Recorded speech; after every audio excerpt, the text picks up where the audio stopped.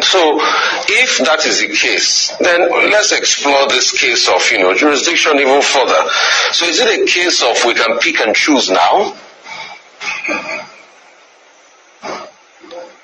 You see, the problem with you journalists, and I've been watching all the 3 stations in Nigeria, maybe only channels that have not been prejudiced, that has not been sympathetic to most of these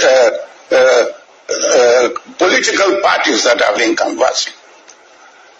I am sorry to say this, I do not trust you journalists again during political campaignings, because you allow your leanings to one political party to determine the way and manner you look at issues in Nigeria. Let us be honest, Ruben and my good friend, let us be honest. Have you not suffered from this shortage of naira? I, Robert Clark, just yesterday issued a check to my bank. They could not pay me. I had to go and buy 100,000 naira for 125,000 naira. I've done that twice. Can't you pity people who are suffering if I can be buying at that rate? What about the common man? Look, let us thank God that we have a judgment from the Supreme Court, because God forbid, if not for this judgment from the Supreme Court, this country is run out of ideas. Everything is happening. Then what do we do? And you being a Major General, retired at that, then what do we do? Well, you say he run out of ideas. I'm just saying we are not run by his ideas. I'm just saying it.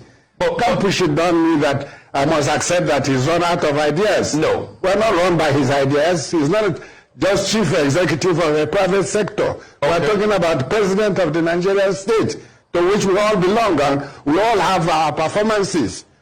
We cannot have mass media educating our people in believing that their state is a failure, their president is a failure, their system is a failure. Then where do we go from there? You don't see any good in the Nigerian state. Okay. We are winning gold medals in world athletics. Come on. Okay, let us have some faith in our country. Then, Major General, show me the results as regards insecurity. Show them to me. Show me.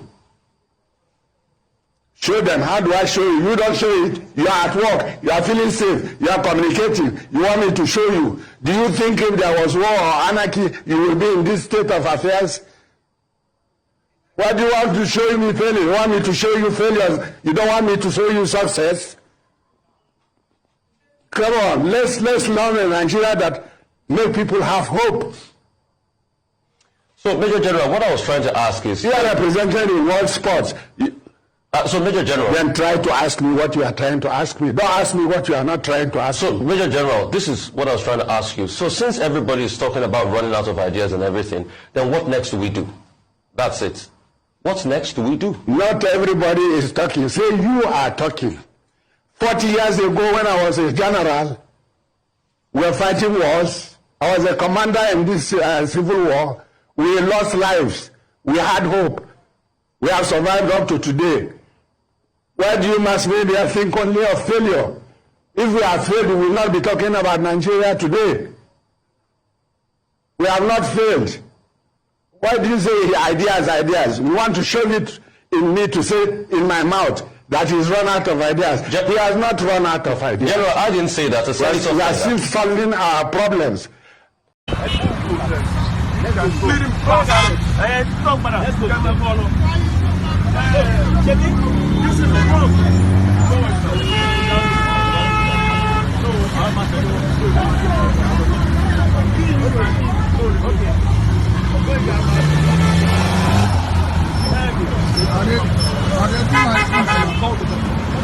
I will call the government. I will call the government. Nonsense.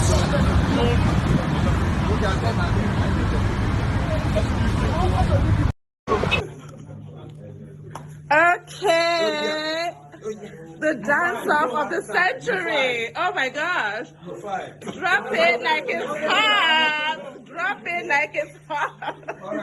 This is the dance-off of the century. Nice. So spry. Nice. A southern presidency, and there is one close to your door, which is your kingsman. Your party is fielding a Muslim ticket. As a Christian, born-again Christian, defend that to me.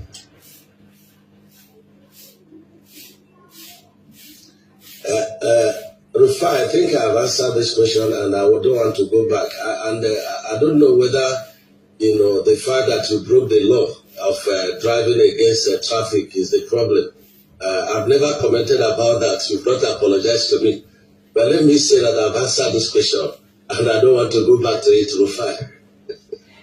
Okay, Governor, I'd like to get... Food items like that will have implications of the budget of the households and the management of the challenge of food. Now we have seen fuel supply. With this scarcity that has occurred, there are persons who have said they've not been able to go to on live TV, man. Because if there is no fuel, they won't be able to fuel their vehicles. Production. But as a businessman, you used to import. You keep talking about production. But as a businessman, you used to import a lot into this country. Those are some of the things they have against you. You talk about production, but you were a big net importer into this country. And how would you solve those legacy issues? That's why we talked about security. Let me tell you, I talked about security. Let me tell you, Rufai, I've been going around this country. I visited 5 prisons. And those in the prisons know I came to talk to them. And I can invite you to go to one with me. I've sat down with... We are going to a prison. I analyze politically and I analyze making very logical arguments. What are the politicians afraid of about this policy? No money to buy votes, probably. Because I don't see the reason for all of it. It's a policy that has a lot of problems, and please don't get me wrong. And everybody must come to the table. The banks must come to the table. Everybody must come to the table. The CBN too must admit that they can ramp up logistics and do a whole lot more.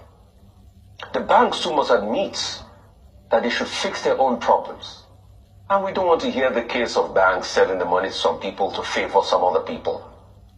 Because in all of this, why is it so difficult for us to get in the ATMs and places where they change money in parties have this money, the new notes? So there's a lot of undercutting and dealings going on. But the political angle to it is what shocks me. Why the threats? To summon the CBN governor to speak about a policy that a lot of clarifications were made at the MPC meeting? Why the threats? I ask. Why? I wish the House of Reps Speaker could be that vigorous in summoning service chiefs when they don't come and issue arrest warrant on them. I'll be very happy. Secondly, let us not interfere with the independence of the CBN. The CBN is independent. Or, at least, let us say, on the beats, the things it ought to do. Because if you check the core mandate of the CBN, how about currency regulation, monetary policy, and the likes? So why try to interfere by even going ahead to having a conclave to say that they should extend it till July? No, the National Assembly should not overreach itself. The CBN gave a deadline of the 31st. Let us stick to that. Why the push for the July after the elections? What is going on here? And in the middle of all of this, just 2 days ago, we heard a dog whistle. So are we putting off all of this together? Are we reading the tea leaves here? The CBN governor has not broken any part of the CBN Act. And I'm happy you pointed out the CBN Act, Dr. Abati. Let's read it in its entirety. It's got community reading. Yes. And there's a level of independence in the CBN. It is remit. The timeline it is supposed to use for the change of currency is written in the Acts. And it has fulfilled that timeline. It's a 3-month window. Let us leave Mr. Mefele out of this politics we are playing. If the policy has teething problems, as the problems come up, we'll start to fix them. But 31st of July, let's stick to that. And let's maintain the independence of the CBN, whether it suits us or not. We'll take a short break now. I mean, 31st of January, I should say, not July.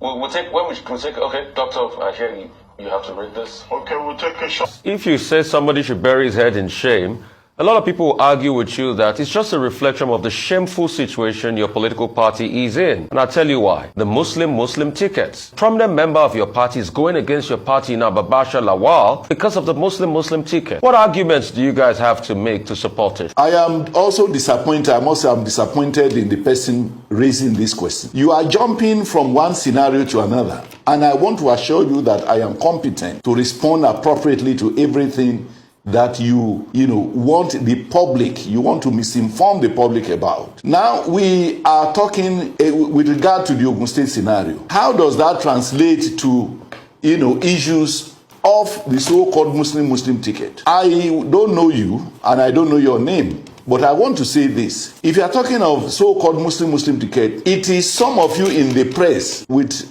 all apologies, that are really making a mountain out of a molehill. But in all fairness, some people will ask you that what records does President Muhammadu Buhari want to campaign on if he joins the campaign trail? Because it's been a litany of failures. I'm sure you just heard about the Edo incident again. Since March last year, it's another train attack. We've not learned our lessons. You talked about staying on the issues. Your question... Hang on a minute. Let me finish, please, my question. Your question... Professor, let me finish my question, please. I beg you. Yeah.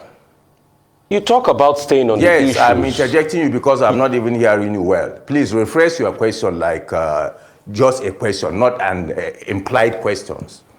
Professor, you cannot teach me my job on national Understand? TV. You don't make an implied question as a journalist, my brother. Professor, you cannot teach me my job. Just ask me the way other journalists ask me. Okay. I cannot hear you well, please. The litany of failures, like I said. No, go to the first question, please, not secondly. I have not heard you well. What is the president going to campaign on the campaign trail, holding to the fact that there's been a litany of failures in the economy and in security? My second question, you talked about people not addressing the issues. Your campaign, just like other campaigns, and in all fairness and balancing, has been dogged by personal attacks. Your presidential candidate was calling somebody the other day customs officer, sorts of insult, Mr. Stingy. Most of your campaigns, your presidential candidate doesn't even address the manifesto. He went to Edo State. He said he would turn Yahoo boys around. The Edo State government has issued a statement for blacklisting their youth as Yahoo boys. And it's just been abuses. Your presidential candidate said another candidate will labor in vain. And, it's just been a litany of abuse. So I've not heard anything in the way of manifesto by your political party. So I'm shocked that you're saying that people are not staying on the issues when your party doesn't stay on the issues. My brother, let me answer your amplified campaign for opposition, because your questions, I've been watching you for over time. Most of your questions, they are like campaign against APC. When you said comparatively, PDP was in power 16 years, and there is a comparative analysis. If you say we never had it this worse, that means we have to go back and see how we inherited the government, what we have done. You are talking about insecurity. You and I know how this country was. Even in your studio, I must be searched for people to come. Your crew that are here, before they pass my gate, they must be searched with some mental detectives apparatus. Now, let's go back to BBC report of 2004. Between Kaduna and Plateau, 50,000 people were killed. This is BBC report that I'm just giving you. Now, you see violence or crime in nature. You see, if people decided to come here, or any criminal that decided to attack me here, no security can stop him. Why? Because it's the ability of that security to arrest that person. And I think in that Edo, I read that one person was arrested, some people were rescued. And again, if you say what this government have done, I don't have to tell you, or I don't have to, let's look at it this way. In terms of infrastructure, you are a journalist, you can bear witness what this government have achieved conspicuously in terms of infrastructure. Now, there are so many projects that this government is planning, and we talk about loans that are tied to projects. Sometimes people will come and just put rhetorics. People will just come and say, oh, this is what is happening. And I think what our candidate did in Edo, he was attacked and he replied that attack. And I think there is right to reply. And we're selling our manifestos. If you see more than 7,000 support groups, they are in the polling units selling the manifesto in both Hausa, Yoruba, Igbo, and Pidgin English, going the nook and crannies of this country. Rallies, I said, they are just show of strength, show of power. But the real campaign takes place at the polling units. That is where the votes are. We are concentrating there, and we are selling our own manifesto to voters. Most of the people that I'm speaking with you, most of these voters, some of them cannot speak this language that I'm speaking with you. And that's why we have gone down into those places to interact with them. This we are speaking or just to those elites that have taken position. They have no amount of English can convince most of them. But you have to come and explain to some Nigerians that can just shift ground. So these are the things, my brother. Well, Prof, should INEC consider the extension of the dates for the collection of PVCs? Because many Nigerians across the country, they are concerned that INEC officials, either they do not show up or they close early, or they face serious difficulty. To fact check, yes. Anyway, but I've checked it out and I've seen what happened. No, it's in 2004, between Plateau and Kaduna states. Okay, so moving on from there, I would also like to ask you this. You talked about your manifesto, and you talked about the fact that, yes, you've been campaigning hard, people in the grassroots about your manifesto and all of that, which is good, which is a good way to campaign. But why is it that your candidates just spends all the time to abuse other candidates? Nigerians want to hear the issues, not abuses. Why is that the case? I think I have replied you. I have seen the candidate of one party, Atiku Abubakar, where he said that he stopped our candidate from bringing drugs into this country. You're not talking about that. I have seen the town hall meeting of Peter Obi, what he was saying, and you are not talking about that. I don't know whether you have a particular interest in our candidates, because I have seen series of any APC member that appeared on your program. Sometimes you leave the ethics of journalism, my brother. You'll be attacking us as if you are a campaigner. Much you do to spare me from doing my job. You can't stop me from asking the objective questions I'll always ask. It's not doing your job. So you can keep playing your politics and enjoy yourself. Your questions are implied question. Let me just tell you, Dr. Ruben was a spokesman of the president under PDP. But since he left that place, he adjusted himself to a journalist. I pray that you can do that to yourself. Professor Medina, we thank you very much for joining us on the morning show. Thank you for